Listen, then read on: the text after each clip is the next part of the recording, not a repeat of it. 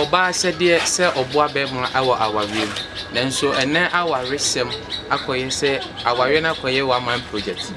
na ene de yebisa se oba ene be ma hwan ene bra awo awawiem masa mechiao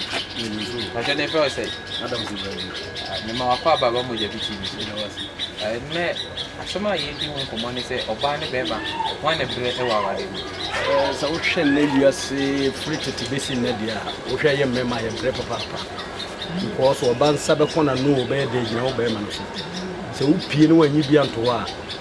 oba wonya bi ni ono so nya bi ni ti so bo ho modi so be nya bia to no wa ba be kin fifure na wo kwa wasa ko be enkwala asem so daw so oba ne de na fam je oba boa kakra de but so wo ni bia obo ko duru ba bia na ba mbedu tu be ma no na e wa sede se wo bu kwa be fa so a obetuma hwe ko ni no I say mami yebisa ma ene mema hwan ne bre e wo awale me mo bo die meka say ma na bre because ya ko say yini e wo mu mema ndodo na ampe bre ntama o hawni be bre abagu ma so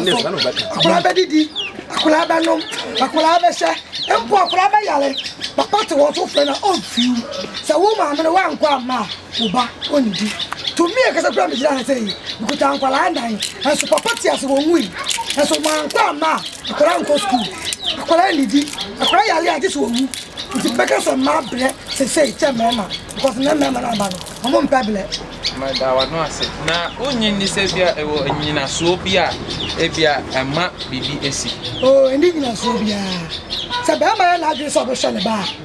se die tie bia la odo hwe because ye wa se die se be ma wo hwe ba and now the Ghana busa Ghana ma dodo a wo hwe mo ba se do free education ko dey make school ya hwe school mo se mema dodo san na se ma dodo san ene wo school mo ma do so se mema ti mema ne de e boa pa ya na yo mo ene o mo hwe